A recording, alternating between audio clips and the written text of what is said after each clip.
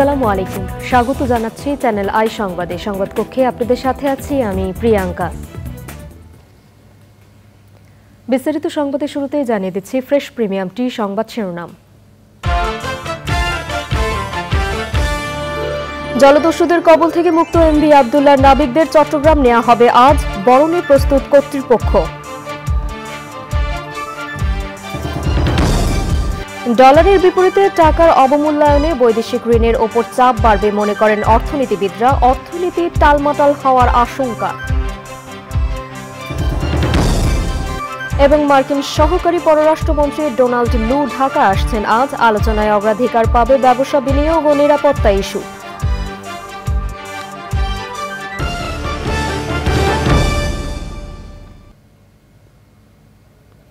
সংবাদ শিরোনামগুলো জানাচ্ছিলাম। এখনকার সংবাদ আয়োজন একই সঙ্গে চ্যানেল আই এর ইউটিউব চ্যানেলে এবং চ্যানেল আই এর ওটিটি প্ল্যাটফর্ম আই স্ক্রিনে লাইভ স্ট্রিম হচ্ছে। যাচ্ছে বিস্তারিত সংবাদে। সোমালি জলদস্যুদের হাত থেকে মুক্তি পাওয়া জাহাজ এমভি আব্দুল্লাহ নাবিকদের আজ চট্টগ্রামে নেওয়া হবে। সোমবার জাহাজটি কুতুবদিয়ায় নোঙর করে, সেখান থেকে লাইটারের জাহাজে চট্টগ্রামে নিয়ে যাওয়া হবে। চট্টগ্রাম থেকে চৌধুরী ফরিদের পাঠানো তথ্য ও ভিডিও চিত্রে আল মুকসিদের রিপোর্ট। গেল মার্চে উদ্বেগ ছড়িয়ে গণমাধ্যমে খবর হয়েছিল এমভি আব্দুল্লাহ। মোজাম্বিক থেকে কয়লা নিয়ে দুবাই যাওয়ার পথে জাহাজটি ছিনতাই করে সোমালীয় জলদস্যুরা। জিম্মি করা হয় 23 নাবিককে। জাহাজ মালিকদের সমঝোতার পর গত 13 এপ্রিল জলদস্যুরা জাহাজ ছেড়ে চলে যায়।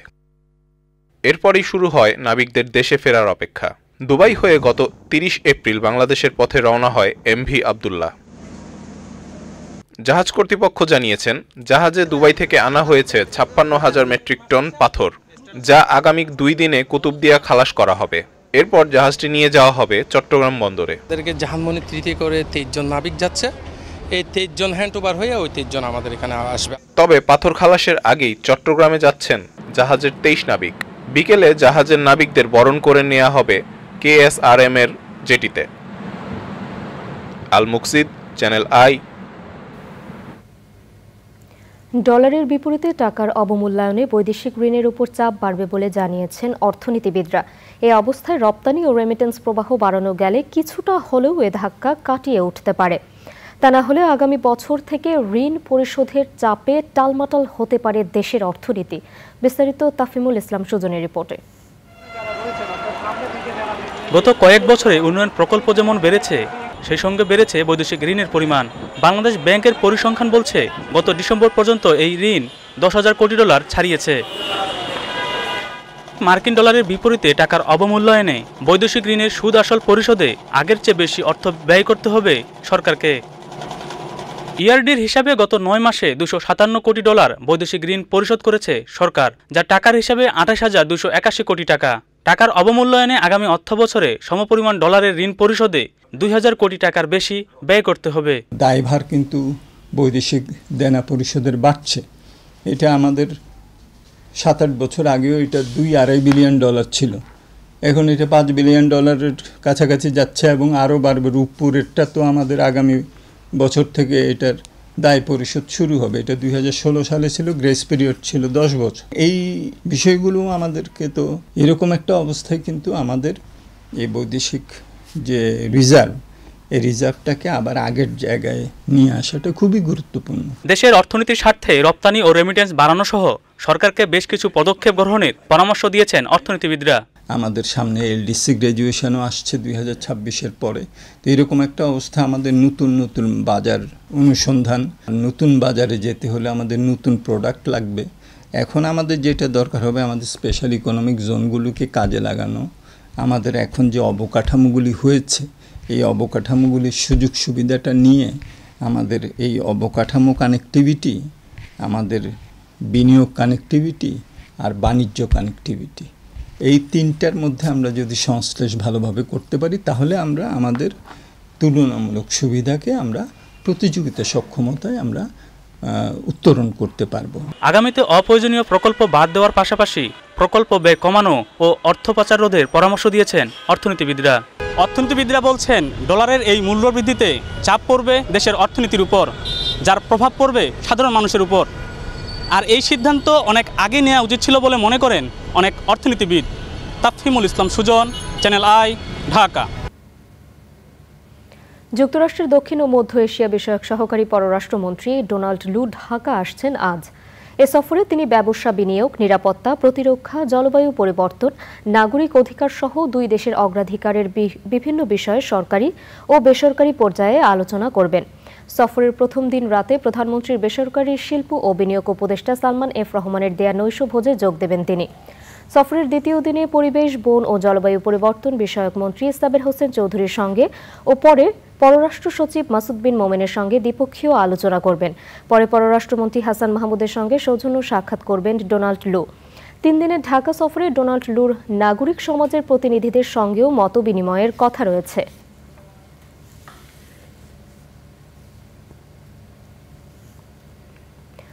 গাজায় ইসরায়েলি বিমান হামলায় 14 ফিলিস্তিনি নিহত হয়েছে, আহত হয়েছে বেশ কয়েকজন। মধ্য গাজার নুসেইরাত শরণার্থী শিবিরে একটি 3তলা ভবনে বিমান হামলা চালালে এই হতাহতের ঘটনা ঘটে। গাজায় জাতিসংঘের বিদেশি কর্মকর্তাকে হত্যার নিন্দা জানিয়ে পূর্ণাঙ্গ তদন্তের দাবি জানিয়েছে জাতিসংঘের মহাসচিব অ্যান্তোনিও গুতেরেস। জাতিসংঘ লেখা একটি গাড়িতে ইসরায়েলি বাহিনী হামলা চালালে ওই কর্মকর্তা নিহত হন, তবে তিনি কোন দেশের নাগরিক তা জানায়নি জাতিসংঘ। এদিকে রাফায় স্থল অভিযানের আগে ইসরায়েলের সেনাবাহিনীর প্রধান হার্জি হালেভির সঙ্গে বৈঠক করেছেন যুক্তরাষ্ট্রের সেন্ট্রাল কমান্ডের প্রধান মিশেল এরিক কুরেল্লা। যুক্তরাষ্ট্রের জাতীয় নিরাপত্তা উপদেষ্টা জ্যাক সুলিভান বলেছেন, গাজা ইসরায়েলি হত্যাযজ্ঞকে গণহত্যা মনে করে না বাইডেন প্রশাসন। হোয়াইট হাউসে সাংবাদিকদের সঙ্গে আলাপকালে সুলিভান বলেন, যুক্তরাষ্ট্র হামাসের পতন দেখতে চায়।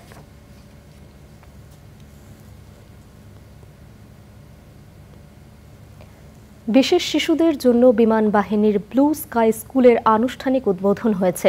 বাংলাদেশ বিমান বাহিনী ঘাঁটি বাসারে এ অনুষ্ঠানে প্রধান অতিথি ছিলেন জাতীয় সংসদের স্পিকার ডক্টর শিরিন শারমিন চৌধুরী। বিমান বাহিনীর প্রধান air chief marshal Sheikh Abdul Hannan সহ বিমান ও সামরিক বাহিনীর ঊর্ধ্বতন কর্মকর্তারা সে সময় ছিলেন। লায়লা নওশিনের রিপোর্ট।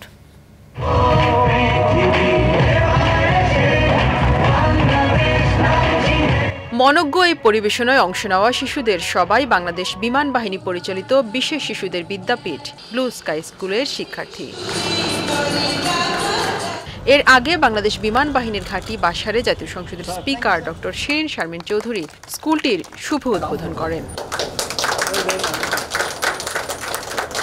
পরে মূল অনুষ্ঠানে যুক্ত হয়ে বিশেষ এই শিশুদের মনোজ্ঞ সাংস্কৃতিক পরিবেশনা উপভোগ করেন আমন্ত্রিত অতিথিরা।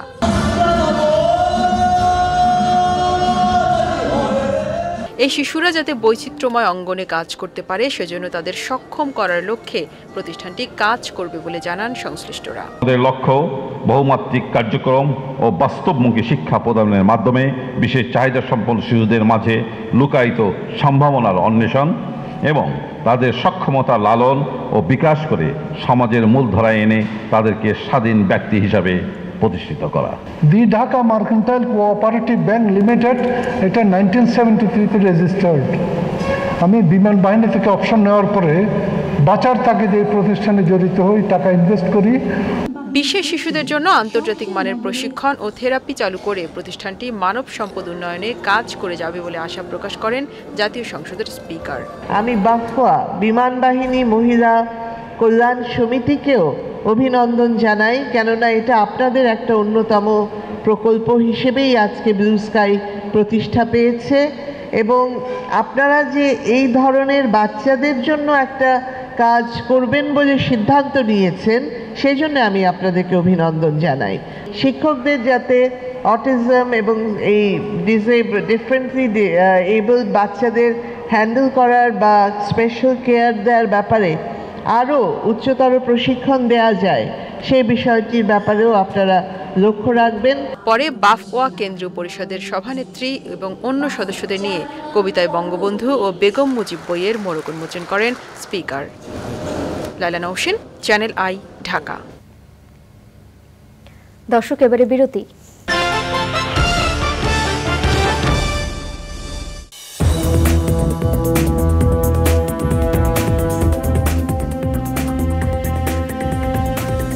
ফিরে এলাম বিরতির পর।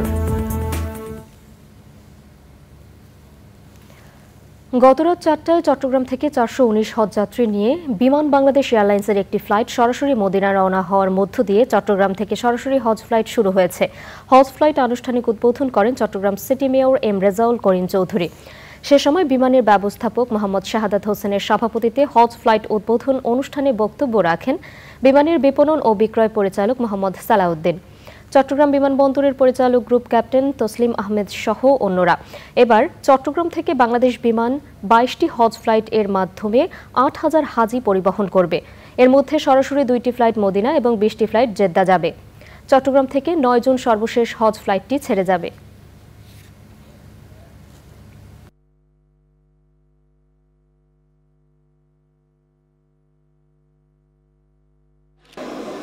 যে হজ আপনাদের কপালে নসিব করেছে, যে জন্য আপনারা সুন্দরভাবে সমস্ত নিয়ম কানুন সমস্ত কিছু পালন করে আবার সুস্থভাবে দেশে ফিরতে পারেন, এটি আল্লাহ রাব্বুল আলামিনের কাছে প্রার্থনা করছি। এবারে নিটোল টাটা কৃষি সংবাদ।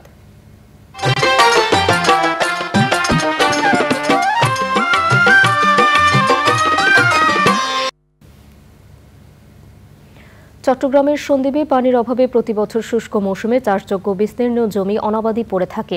এ অঞ্চলে বোরো ধান চাষের অপার সম্ভাবনা থাকলেও সেচের অভাবে ধান আবাদ সম্ভব হয় না। এতে ফসল উৎপাদন ব্যাহত হওয়ার পাশাপাশি আর্থিকভাবেও লোকসানে পড়েন কৃষক।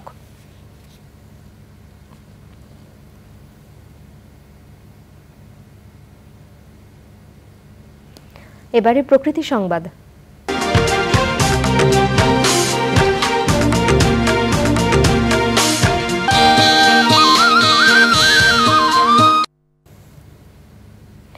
কক্সবাজারের পেকুয়ায় টয়টং মধুখালী এলাকায় সংরক্ষিত বনাঞ্চল থেকে উত্তোলিত 4 লাখ ঘনফুট বালু বনের ভেতর মিশিয়ে দেওয়ার আদেশের সকল কার্যক্রম স্থগিত করেছেন আদালত। বনের বাস্তুতন্ত্র ও জীববৈচিত্র্য রক্ষায় পূর্বের আদেশ বহাল করার দাবি জানিয়েছেন পরিবেশবাদীরা।